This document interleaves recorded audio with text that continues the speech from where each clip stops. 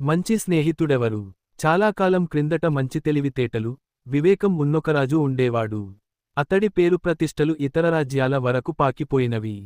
అనేక కళలలో ఆరితేరిన కళాకారులు అతని మెప్పును, పారితోషికం పొందేందుకు తడి దర్బారుకు విచ్చేసేవారు. అందులో కొందరు తమ తెలివితేటలను ప్రదర్శించి రాజు వివేకాన్ని పరీక్షించడానికి కూడా దయచేసేవారు. ఒకరోజు ఒక కళాకారుడు రాజుదర్బారుకు వచ్చాడు. తాను తయారుచేసిన 3 బొమ్మలను కూడా అతను తనతో కూడా తీసుకొచ్చాడు. వ్యత్యాసం లేకుండా ఒకేలా ఉండే ఆ 3 బొమ్మలను రాజు ముందు ఉంచుతూ, రాజా ఈ 3 బొమ్మలను జాగ్రత్తగా పరిశీలించి ఏది అందమైన బొమ్ము, ఏది వికారమైన బొమ్ము, ఏది అందంగా కాక, వికారంగా కాక ఉన్నదో పరిశీలించి చెప్పండి అని ప్రార్థించాడు. కళాకారుడు మాటలు విన్న రాజు ఆ 3 బొమ్మలను చేత్తో పట్టుకొని పరిశీలించాడు. ఆ 3 బొమ్మలు ఒకేలా ఎత్తుగా ఉంటూ బరువులో కూడా సమంగా ఉండటం, అన్నింటి పోలికలు ఒకేలా ఉండటం రాజు గమనించాడు. ఆ 3 బొమ్మల్లో ఎలాంటి వ్యత్యాసాన్ని అతడు ఆ 3 బొమ్మలను జాగ్రత్తగా గమనిస్తున్నప్పుడు ఒక బొమ్మ 2 చెవులలో రంధ్రమున్న సంగతిని గుర్తించాడు. ఒక సూదిని రంధ్రాలున్న బొమ్మ చెవిలో ఒకవైపు ఉంచి ఆ బొమ్మను కదిలించాడు. సూది మరో చెవిలో సునాయాసంగా బయటకు వచ్చినది. మరో బొమ్మ చెవిలో మరియు నోటిలో రంధ్రముండటాన్ని రాజు గమనించాడు. వెంటనే రాజు సూదిని చెవిలో దూర్చాడు. దూరచిన సూది నోటిగుండా బయటకు వచ్చినది. మూడవ బొమ్మకు ఒక్క చెవిలో తప్ప మరెక్కడా రంధ్రాన్ని రాజు చేడలేకపోయాడు. ఆ చెవిలో దూర్చిన సూది బయటకు రాకుండా లోపలే ఉండటాన్ని రాజు గమనించాడు.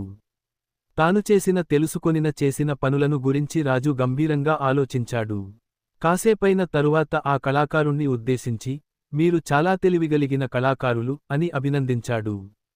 ఆ తరువాత పరిపూర్ణమైన వివేకాన్ని మీరు ఈ 3 బొమ్మల ద్వారా జనాలకు బోధించడం నిజంగా నాకు ఆనందాన్ని ఇస్తుంది. మీ ఈ 3 బొమ్మల 3 రకాల మిత్రులను గురించి చెబుతున్నాను. మన కష్టాలను సహానుభూతితో వింటూ, మన రహస్యాలను కాపాడుతూ, మనకు సహాయం చేయగల నిజమైన స్నేహితుడను మనము ఆశించాలి. ఇందులో మొదటి బొమ్మ మనకున్న చెడ్డ స్నేహితుడను గురించి చెబుతుంది. మీరు మీ కష్టాలను, బాధలను వినిపిస్తే అతడు అన్నింటిని వింటున్నట్టు అభినయిస్తాడు. కాని అతడు నిజంగా వినడు. అతడు ఏ ఒక్కరికి ఎలాంటి సహాయం చేయడు. చెవి ద్వారా విన్నది మరో చెవి ద్వారా వదిలివేస్తాడు. రెండవ రకం స్నేహితుడికి ఈ రెండవ రకం బొమ్మ ప్రతినిధిత్వం వహిస్తుంది. మీ రహస్యాలను అతనితో చెప్పినప్పుడు సానుభూతితో వింటాడు.